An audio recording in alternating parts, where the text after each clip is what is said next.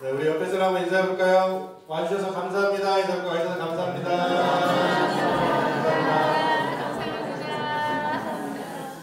네, 오늘은 너희 길과 행위를 바르게 라는 말씀의 제목으로 여러분들과 은혜를 나누고자 합니다. 예전에 어떤 마을에요, 예쁘고 착한 딸을 둔 아버지가 있었대요. 이 아버지가 딸을 결혼을 시키고 싶지 않았지만 그래도 결혼을 시켜야겠다는 생각에 자기 마을에 좋은 남자가 누군지 이렇게 사익감을 좀 찾기 시작했죠.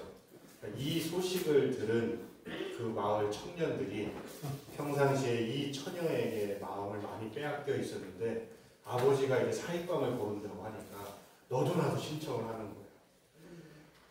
마침내 두 명의 청년이 최종 후보가 된 거죠. 한 명은 매우 유능하고 그 다음에 사람들에게도 인기가 많은, 말 그대로 저와 완전 반대된 인싸 같은 사람입니다. 두 번째 사람은 그에 비해서 매우 평범하고 전혀 눈에 띄지 않았던 사람. 여기 딱 두 명의 청년이 나옵니다.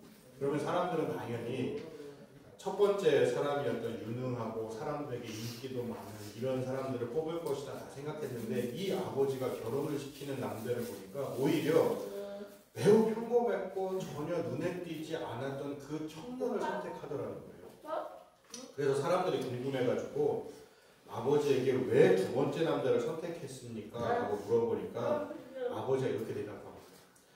두 번째 사람은 보지 않는 곳에서도 착하고 성실하게 살았다라는 것을 알게 되어서 나는 두 번째 청년을 선택했습니다. 라고 이야기를 합니다. 이 이야기가 사실은 지어낸 이야기지만 오늘 본문의 말씀 속에서 나오는 하나님의 마음을 이 아버지가 대변하고 있는 것이나 마찬가지예요. 하나님은요, 보이지 않는 곳에서도 말씀대로 살아가고 있는 사람을 귀하게 여기신다는 거예요. 이 우리가 읽는 예레미야는 사실 남유다의 예레미야라고 하는 선지자가 등장을 해서 하나님의 말씀을 선포하는 것인데 당시에 예레미야가 말씀을 받을 때가 언제냐면 종교개혁을 단행했던 요시야라고 하는 왕이 갑작스럽게 전쟁에서 죽게 돼요. 이것이 우리가 알고 있는 이제 율법책을 발견하고 이 율법을 이렇게 따라서 이제까지 하나님의 말씀과는 정반대의 삶을 살았던 이스라엘 백성들에게 다시 한번 정말 획기적인 개혁을 하는 거예요.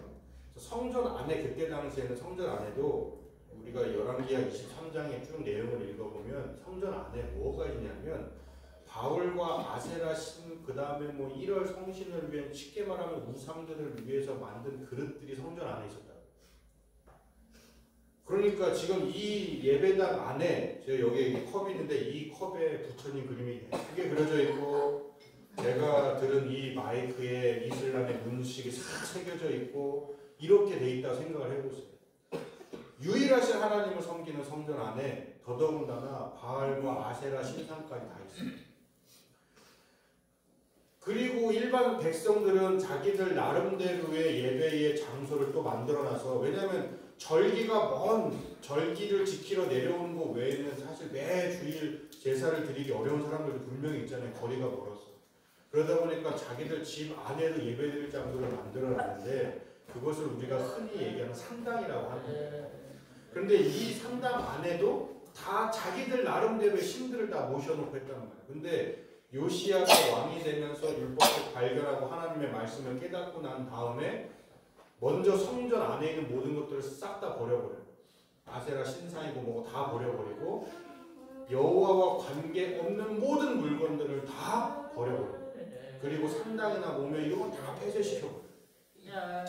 그렇게 해가지고 하나님께서 선택한 왕으로 평가를 받았던 것이 요시야 왕이었어요. 그런데 이 요시야 왕이 그렇게 하나님의 뜻에서 살던 이 사람이 갑작스럽게 전쟁을 치르게 되고 죽은 거예요. 당시에 애국 왕이 아수르 나라와 대결을 벌이고 있는데 이걸 막기 위해서 애국 왕이 이스라엘 민족들의 근교 유브라데강 근처까지 이렇게 올라오니까 요시야 왕이 두려움을 느껴서 그걸 막으려고 출전했다가 애국 왕에게 죽게 된단 말이에요. 그러면 그 다음 아들이 좀 제대로 좀 살아야 되는데 이 아들은 또 아버지의 그 뜻을 어쩜 그렇게 기가 막히게 어기는지 하나님 보시기에 악을 행하는 아들이 되었단 말이에요. 그러니까 이스라엘 민족들이 어떻게 됐느냐, 정치적, 종교적으로 심각한 위기에 처하게 된 거예요. 다시 하늘의 여왕에게 기도하기 시작하고 그들을 섬기기 시작한 거예요. 이게 열왕기하 23장 이후의 내용들이란 말이에요. 바로 그때 하나님께서 예루살렘 그리고 이스라엘 백성들에게 이야기하는 거예요. 그래서 오늘 우리가 3절 말씀에 너희는 이것이 여호와, 4절 말씀 보면 너희는 이것이 여호와의 성전이라 여호와의 성전이라 여호와의 성전이라 하는 거짓말을 믿지 말라 얘기해요. 남유다 백성은요, 성전이 있기 때문에 자신들은 항상 하나님의 은혜를 받은 민족이라고 생각을 하고 있었고, 북이스라엘과 남유다로 갈라져 있어도 남유다 백성들은요 자부심이 있었단 말이에요. 성전이 있었으니. 북이스라엘에 왜 그 경계선 근처에 북이스라엘의 당시 왕이 자꾸 거기에다가 황소 비슷한 우상을 섬겨놓고 여기에서 이제 너희들이 예배를 드리면 된다라고 이야기했던 이유가 뭐였냐면, 이스라엘 백성들은 어쨌든 성전 중심의 나라였기 때문에 예배를 드리려면 어쨌든 북쪽에 있는 사람들이 제사를 드리기 위해서 내려와야 된단 말이에요. 성전이 남유다에 있어. 근데 자기들은 지금 갈라져 있는 거잖아요. 오늘 우리나라로 예를 들면 북쪽에 살고 있는 북한의 주민들이 절기가 돼가지고 남한에 있는 서울에 있는 여의도 순복음교회에 온다라고 생각을 하시면 되는 거예요. 한 교회에 와가지고 예배를 드리는 거예요. 그러면 생각해보세요. 내려갔다 올라갔다 이걸 반복을 하는데 그것도 1년에 적어도 3-4번을 반복을 해야 되는데 사람들이 오면서 얼마나 부러워하겠어요. 왕으로서는 절대 피해야 되는 상황이에요. 그러니까 경계선을 막아버리고 그 다음에 너희들은 이제 굳이 제사드리러 저 밑에까지 내려갈 필요 없어, 성전까지 갈 필요 없어, 여기서 예배드리면 돼 하면서 시작된 게 우상숭배예요. 북이스라엘이 그렇게 시작됩니다. 그러니까 남유다는 이 성전이라고 하는 자부심이 있었고, 그 다음에 이 성전이 항상 있기 때문에 자기들은 언제나 하나님 앞에 은혜를 받은 백성들이다라고 생각을 하고 살았습니다. 죄를 짓고 자기들 마음대로 살고 있음에도 불구하고 성전에 가서 예배를 드리니까, 제사를 드리니까 언제든지 하나님의 은혜가 우리에게 함께 할 것이라고 생각하면서 살아왔던 거예요.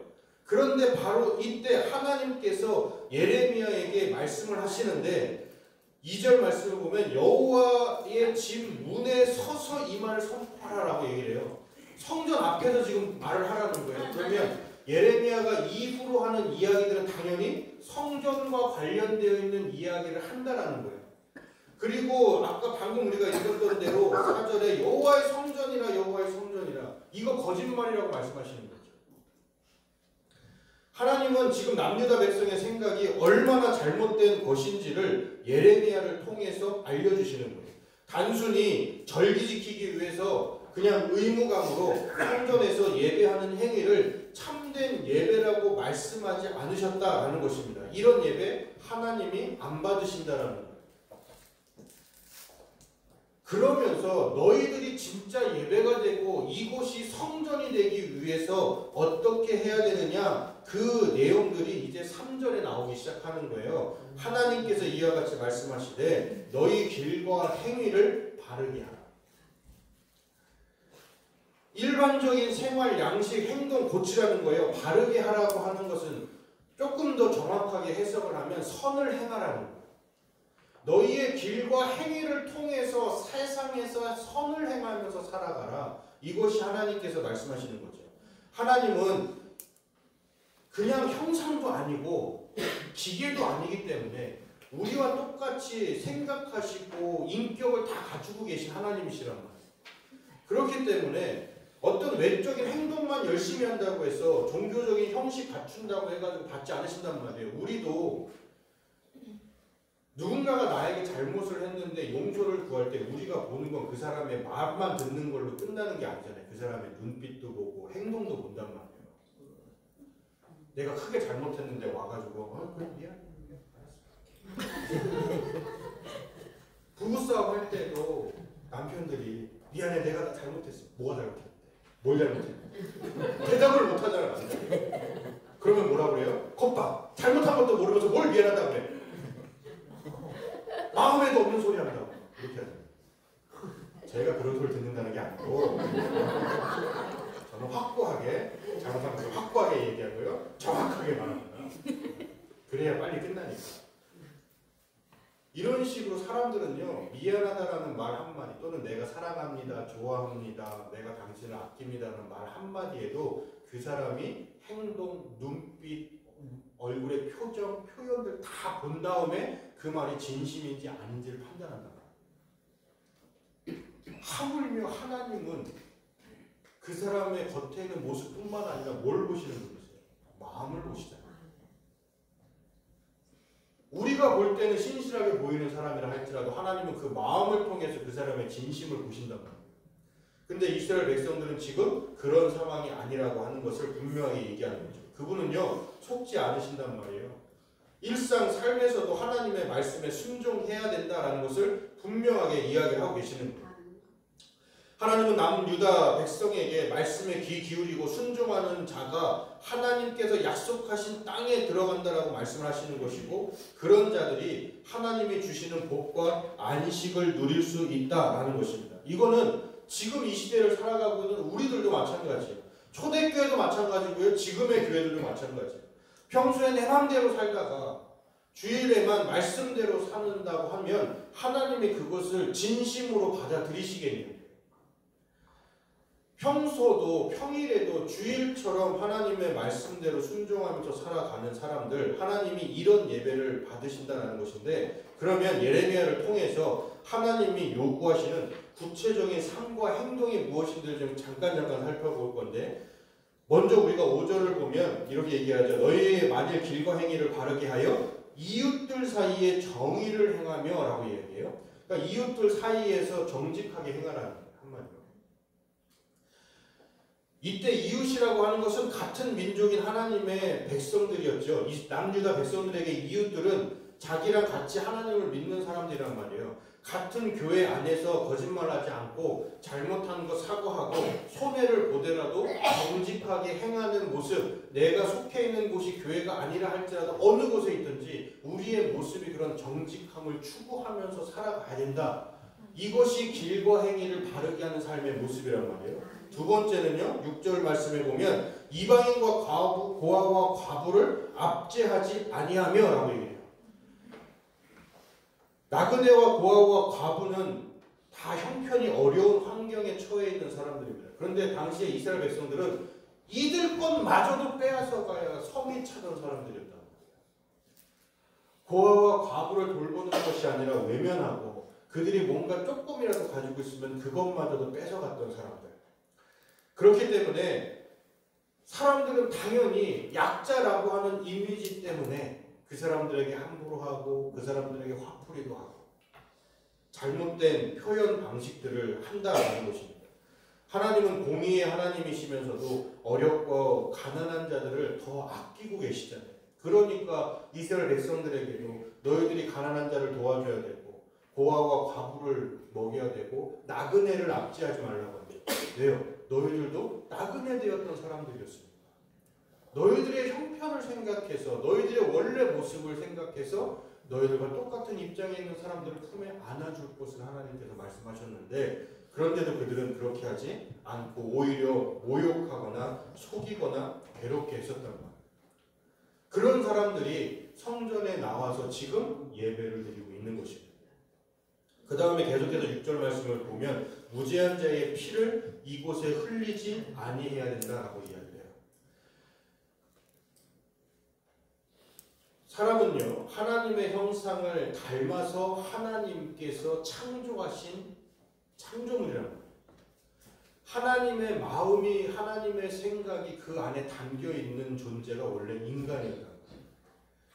그렇기 때문에 하나님의 것을 함부로 해쳐서도 안 되고 함부로 하나님의 뜻에 벗어나서 다른 사람에게 해를 입히는 것을 분명하게 금지하고 계시죠. 그래서 십계명에도 분명하게 살인하지 말라라는 표현을 하십니다. 거기에다가 계속해서 6절 계속해서 보면 다른 신들 뒤를 따라 화를 자취하지 말라라고도 이야기를 하세요. 여기에서 죄 없는 사람을 죽이는 것과 이방신을 섬기는 게 같이 나오잖아요. 무지한 피를 흘리지 말고 이방신에게 절하지 말라라는 게 같이 나오잖아요. 이게 뭐냐면 당시에 몰렉에게 제사를 드릴 때, 이방신에게 제사를 드릴 때 자신의 신앙의 표현을 정말 강하게 하고 싶을 때 있잖아요. 우리가 금식기도 하듯이 막 며칠간 금식기도 하면서 하나님 앞에 우리의 이 깊은 고난과 내 믿음을 막 고백하고 할 때 하는 모습을 보여주는 것처럼 이때 당시에 몰렉이라고 하는 신에게 자신의 강한 신앙심을 보여주기 위해서 뭘 했냐면 자신의 자녀들을 불에 태워서 바치는 거였어요. 성경에 지금 다 엉뚱한 부분들이에요. 자기가 불에 타 죽으면 됐지 왜 자식을 태우냐고. 그렇게 자기가 뛰어난 신앙심을 표현하고 싶어요. 자기가 직접 하는 거지. 그러니까 우리가 6절 뒤에 무지한 자의 피를 이곳에 흘리지 아니하고 다른 신들 뒤를 따라 화를 자취하지 말라라고 하는 것은 그렇게 이방 신들에게 잘못된 신앙의 표현들 하나님께서 용납하지 않으신다. 이방 신을 섬기는 예배가 자녀를 죽이는 살인과 연결되어 있으니 하나님이 그것을 어떻게 그냥 보겠어요. 그리고 그것을 따라하고 있는 모습을 보는데 그걸 가만히 두시겠습니까? 그리고 오늘 우리가 읽지 않았지만 9절 말씀에도 보면 너희가 도둑질하며 살인하며 간음하며 거짓 맹세하며 바알에게 분향하며 또 너희가 알지 못하는 다른 신들을 따르면서 이게 계속 10계명 6부터 9계명 내용을 계속 반복하고 계신단 말이에요. 남유다 백성은요 착각한 거예요. 악한 일을 행하면서도 하나님 성전에 가서 예배만 드리면 하나님이 받으실 거라고 생각했던 거예요. 대속죄일에 가서 속죄 제사 드리면 하나님이 내 모든 죄를 몽땅 사해 주신다. 그렇게 생각하면서 구원을 얻었다라고 생각을 하고 있었단 말이에요. 그런데 오늘 하나님께서 너희의 길과 행위를 바르게 하라 하면서 우리가 잠깐 언급했던 거 정직하게 이웃에게 정직하게 살아라.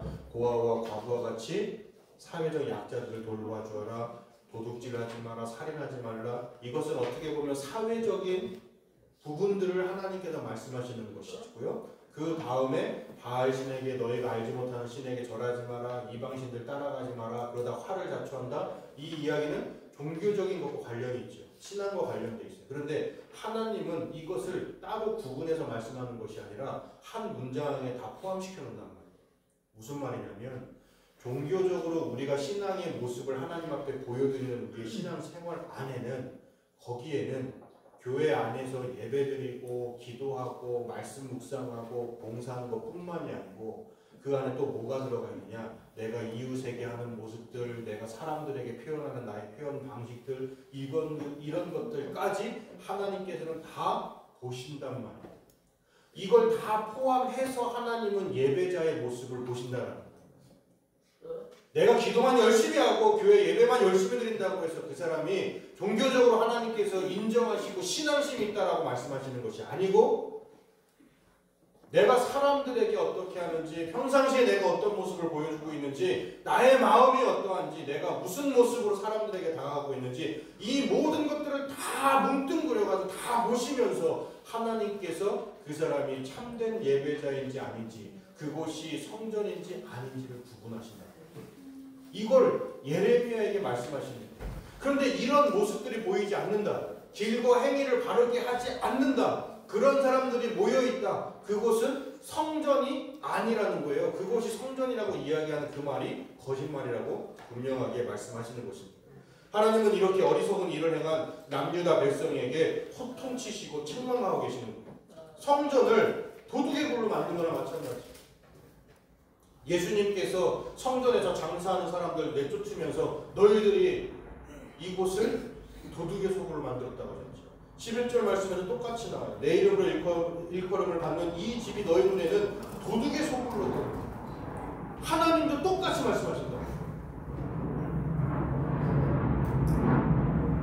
하나님은 자신의 말씀을 무시하고 지키지 않는 남유다 백성에게 그들이 괴로운 일을 겪어서 부르짖더라도 듣지 아니하실 거라 이렇게 계속해서 말씀을 하십니다. 성전이 실로처럼 파괴될 것이라고 이야기하고요. 유다 백성들을 모두 쫓아내서 심판하실 것이다. 이후의 내용에 쭉 그런 내용들이 계속 나오는 거예요. 여러분, 성전이 왜 성전이 되겠어요? 간판에 성전이라고 쓰여져 있기 때문에 성전이 되는 게 아니에요. 성전이 성전이 되는 이유는 그곳에 여호와께서 계시니까 성전이 된다고요. 반대로 얘기하면 여호와께서 안 계시면 거기는 아무리 성전이라고 간판 붙여놔도 성전이 아니고, 저곳은 도저히 성전이 될 수 없는데 거기에 여호와께서 계시면 그곳이 성전이라고. 출애굽 당시에 이스라엘 백성들에게 있어서 성전은 이동하는 곳이었잖아요. 성막처럼 그때 하나님께서 예비하시는 땅에 도착했을 때 그들이 텐트를 쳐가지고 성막을 만들었잖아요. 거기는 또 다른 성전이란 말이에요. 그곳에 하나님이 거하시기 때문에 그 별것 아닌 가죽과 천으로 만든 텐트들이 그곳이 하나님이 거하시는 성전이 됐단 말이에요. 거기에 지성소가 있고 언약궤가 있고 이게 있어가지고 성소가 아니란 말이에요. 하나님이 계시기 때문에 내가 거기에 거하고 있다라고 구름 기둥이 나타나고 불 기둥이 보여지고 이런 모습들이 있으니까 하나님이 지금 저곳에 계시는구나. 그럴 때부터 그곳은 성전이 되는 거란 말이죠. 그런데 남유다 백성들은 이걸 잊어버리고 있었던 거예요. 이거를 깨우치게 하기 위해서 말씀을 듣게 하고 여러 번 율법을 통해서 알려줘 주시고 많은 선지자들을 통해서 말씀해 주셨습니다. 그런데 그들은 하나님의 말씀 귀담아 듣지도 않았죠. 남유다 백성이 하나님의 심판을 벗어나기 위해서 말씀을 기억해야 됐어요. 너희의 길과 행위를 바르게 하라. 이 말씀을 기억하고 이 말씀에 따라서 순종했어야 되는데, 그래야 성전에서 예배할 때뿐만 아니라 일상의 삶에서도 이 말씀을 기준으로 삶과 행실을 바르게 고치면서 살아갔다면 그들의 위기가 해결될 수 있었고, 그들이 진정한 하나님의 선택한 백성이 되는 것이고, 그들의 자존심인 성전이 말 그대로 여호와께서 거하시는 곳이 될 수 있었는데, 그들은 스스로 자기들의 복을 자기가 발로 차버렸단 말이에요. 하나님은 우리의 모든 것들을 알고 계십니다. 마태복음에 보면 우리의 머리털 수도 알고 계신다고 하십니다. 히브리서에 보면 우리의 마음도 알고 계신다고 합니다. 이 세상의 모든 것을 창조하신 그분은 내 모든 것을 보고 계시는 분이시랍니다. 전능하신 하나님은요, 소가 넘어가시는 분이야. 그래서 제가 기도할 때도 원망할 거 있으면 그냥 하나님과 솔직하게 다 원망하라고 얘기해요. 누군가가 막 너무 짜증이 나고 너무 화가 나가지고 저 사람을 용서하고 싶지가 않으면 그 용서하고 싶지 않다라고 하나님과 솔직하게 말씀드리라고 제가 얘기하잖아요. 왜요? 안 속아요. 나도 기도가 안 되고 내 안에 미움이 가득한데 저 사람을 용서하겠어 해봐야 나는 용서하고 싶지가 않아 지금. 하나님도 그 마음 아신다고요. 내 입술로 하나님 내가 저분을 용서하게 해주세요. 내 입술로 저분을 사랑하게 해주세요. 사랑이 안 된다니까. 용서가 안 돼요. 내 마음 안에서는 미워 죽겠어요. 짜증나요. 넘어져서 코가 깨졌으면 좋겠어요. 이런 기도가 막 나오고 있다고요. 그럼 하나님은 무슨 기도를 들으시겠냐? 내 마음에 진심 어린 기도를 들으신다. 그러나 하나님이 그 기도한다고 해가지고 우리를 혼내시거나 원망하지 않으신다고요. 그 기도를 말 그대로 내 입술의 기도로 바꿔나가신다고. 하나님 나 용서하게 해주세요. 그 기도를 바꿔나가게 하신다고요. 하나님 안 속아요. 어차피 안 속을 거, 어차피 속지도 않으실 거, 속이지도 못할 거, 그냥 솔직하게 하나님 앞에, 그렇다고 남들 들으라고 하는 게 아니고 솔직하게 하나님 앞에 나의 마음을 진심 어린 고백으로 하라는 것이죠. 오늘 말씀 속에서 이스라엘 백성들 차라리 하나님한테 진심 어린 마음으로 고백했으면 하나님은 다른 표현으로 하셨을 수도 있어요. 하나님, 솔직히 하나님, 제 삶 속에서 하나님 제사 섬겨야 되는 거 아는데 저기가 더 매력적으로 이방 신들은 왜 이렇게 잘 먹고 잘 살아요? 하나님 믿고서 농사가 잘 안 돼요. 하나님 믿고서 내 자녀들이 자꾸만 농사하는데 자꾸 tuk정이 생기고 이상하게 비도 자꾸 더더디 오고 저쪽에 가서 기도하면 막 비 막 내려요. 우리도 먹고 살아야 되는데 하나님 좀 이것 좀 너무하시는 거 아니에요? 차라리 하나님 앞에 그렇게 나갔다면 속이지 않고 솔직한 마음으로 그렇게 찾아갔다. 이스라엘의 상황은 달라졌을 수도 있을 거예요. 내가 하나님 앞에 이렇게 솔직하게 나아가는 이유가 무엇이냐? 하나님, 그래도 나는 하나님 떠나기는 싫어요. 이 표현이라고. 내가 하나님 떠나기 싫어서 이렇게라도 원망 어린 마음으로 하나님 앞에 하소연하고 싶어요. 이거 누구한테 얘기하겠어요? 아무한테도 얘기 못해요. 다른 사람한테 얘기하면 저한테 욕할 거예요. 근데 하나님은 들어주시고 그래도 나를 보살펴주시고 나의 기도를 아껴주시니까, 그러니까 하나님 좀 도와주세요. 이 표현이란 말이에요. 그 솔직한 기도의 진짜 내용. 만약에 지금 제가 말씀대로 이스라엘 백성들이 하나님 나 이렇게 하는 거 너무 싫어, 저기는 저렇게 비도 잘 오고 멈춰야 될 때는 딱 멈추고, 얼마나 좋아요. 그러니까 사람들이 다 바알한테 가고 아세라한테 가죠. 하나님 정말 힘들어요.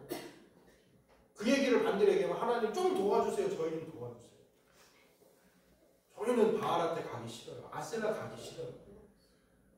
그런데 드러난 현상만 보면 바알이 너무 좋아 보이고 아세라가 좋아 보이니까 사람들이 자꾸 저기에 마음이 빼앗기잖아요. 그러니 하나님 우리 이스라엘을 도와주세요. 이거란 말이에요.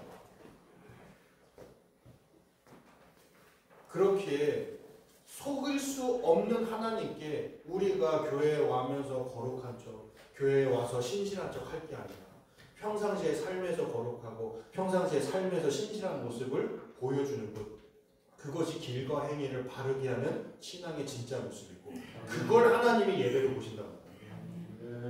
자기 마음대로 살았다가 주일에만 와가지고 섬기고 주일에만 와서 봉사하고 그 다음에 가가지고는 절대 봉사도 안 하고 절대 돌아보지도 않고, 직장 생활에서 부장님 이것 좀 도와주세요. 주일에는 와가지고 막 없는 거 있는 거 막 다 하면서 막 쓸고 닦고 다 하는데, 직장에 가가지고 아이 부장이 무슨 내가 이 부장 이거 직책 달고서 내가 저기 쓸기까지 해야 돼. 아이 내가 이제 이사인데 내가 이것까지 해야 돼. 이게 사람이라고. 왜요? 안 보이시니까. 만약에 하나님이 내 옆에서 이렇게 있는데 쓰레기가 떨어져 있어. 그러면 여러분 주워야 안 줘요? 죽지요. 왜 안 죽겠어? 하나님이 내 옆에 이렇게 보고 계신데. 내가 그걸 알아. 예수님이 내 옆에서 이렇게 걸어가다가 저기 쓰레기 떨어져 있네 하면 예수님이 그 얘기하면 여러분 못하겠어요. 죽지. 예수님이 얘기했는데. 내가 보이는데 예수님이 지금 죽지. 왜 안 죽겠어요? 근데 왜 우리가 내가 이 나이 돼가지고 내가 이 정도 돼가지고 내가 이 정도 기운밖에 없는데 이것까지 해야 돼? 이 이야기가, 이 생각이 왜 나오겠어요? 내 옆에 예수님이 안 보이니까. 하나님이 안 보이니까. 신앙의 훈련은요, 바로 이런 부분들까지 예상을 해야 되는 거예요. 안 보이는 하나님이 지금 내 옆에 계시다라고 생각을 하면서 신앙생활을 하는 거예요. 안 보이는 예수님이 지금 내 옆에서 눈을 시퍼렇게 뜨고 나를 보고 계신다라고 생각하면서 해야 된다. 그리고 실제로 그렇게 하고 계시고. 그러므로 우리의 평소 생활과 태도와 모습에서 하나님의 말씀대로 살아가려고 애를 쓰고 노력해야 된다라는 것입니다. 더 나아 10절에서 11절 말씀 우리가 읽지는 않지만 여호와는 성전을 나의 집이 아니라 이 집이라고 말씀을 하세요. 나의 집이 아니라 이 집. 내가 이곳에 있지 않고 밖에서 바라보는 것처럼 얘기를 하신단 말이에요. 내가 안에 있는 나의 집이 아니라 밖에서 보면 손가락질하면서 저 집, 이 집. 지금 이 표현을 하신단 말이에요. 이미 여호와의 성전에서 하나님은 지금 떨어져 계세요. 안 계신단 말이에요, 지금. 그런데 그곳에서 여기가 여호와의 성전이라고 하니까 거기 없는데 이렇게 나오시는 거라고. 즉 여호와와 무관한 건물이 되었다라는 것을 분명히 말씀하시는 것이고, 그런데도 말미암아 여호와의 성전이라고 말하는 종교 지도자들을 지적할 뿐만 아니라 그것이 거짓말이라고 분명하게 선언하고 계십니다. 길과 행위를 바르게 하지 않으면 여호와의 성전은 절대 되지 못합니다. 길과 행위를 바르게 하지 못하면 이곳은 교회가 되지 못할 수도 있다는 것입니다. 하지만 이게 우리의 힘으로 되지는 않죠. 내가 바꾸고 싶다고 해서 내가 바뀌어지는 게 아니죠. 우리의 일상 생활 속에서 나의 삶을 새롭게 해주시는 예수 그리스도를 붙잡고 의지하는 수밖에 없어요. 안 되는 거 안 된다고 이야기하면서 의지하면서, 그러나 되게 해달라고 기도하면서 나아가야 되는 것이죠. 예수님을 믿는 것만이 우리의 삶이 길과 행위를 바르게 할 수 있는 유일한 방법이기도 해요. 여러분 안 되는 거 끝까지 붙들고 늘어지세요. 예수님한테. 예전에 한 목사님은 자기는 온유해달라고 그렇게 기도하는데 온유해지지가 않는데 왜 이렇게 자기는 묵하는 성질이 많은지. 그래서 막 화를 낼 수밖에 없더라는 거예요. 근데 제가 옆에서 이렇게 보면 굳이 바꾸고자 하시는 분도 아니에요. 그냥 굳이 바꿀 것 같지는 않은 것 같아요. 그냥 별로 차이가 없더라고요. 한 10몇 년을 봤는데 별로 차이가 없어서 저분은 기도는 그렇게 하는데 별로 바꾸고자 하는 의지는 없는 것 같아요. 그런데 그래도 바뀌기는 하더라고요. 기도하고 그 기도의 제목을 붙들고 끝까지 물고 늘어지니까 변화가 되긴 하더라고요. 그러니 지금 내가 나의 신앙생활 속에서 안 된다고 하는 모습들, 그건 진짜 안 되는 게 아니라 아직도 훈련이 필요한 부분이니 그거 끝까지 붙들고 늘어지면서 우리의 길과 행위를 다르게 하기 위해서 최선을 다하면서 예수님 붙들고 늘어지셔야 돼요. 열심히 기도하셔야 돼요. 하나님한테 이것도 해주시고 저것도 해주시고 뿐만 아니라 그거 포함해서 하나님, 내가 이 길과 행위를 바르게 할 수 있도록 내가 무엇이 변해야 되는지를 좀 가르쳐 주시고, 하나님 내가 그것을 끝까지 바뀔 수 있도록 하나님 물고 늘어질 테니까 좀 도와주세요. 내 행위의 길과 나의 삶이 바르게 가서 내가 예배드리고 있는 이 남사교회가, 내가 기도하고 있는 이 가정이, 내가 열심히 사명을 감당하고 있는 이 직장이 나로 인하여서 하나님이 거하고 계시는 성전처럼 변화될 수 있도록 도와주세요. 이것이 우리의 기도가 되어야 되고, 오늘 여호와께서 이스라엘 백성들에게 원하시는 것이 바로 이것이었습니다. 이번 한 주간도 예수님을 믿고 의지함으로써 마음과 생각이 변화되시고 우리의 삶의 길과 행위가 바르게 변화되어서 하나님의 말씀대로 살아가시는 복된 저와 여러분들 되시기를 주님의 이름으로 간절히 축원합니다. 기도하겠습니다.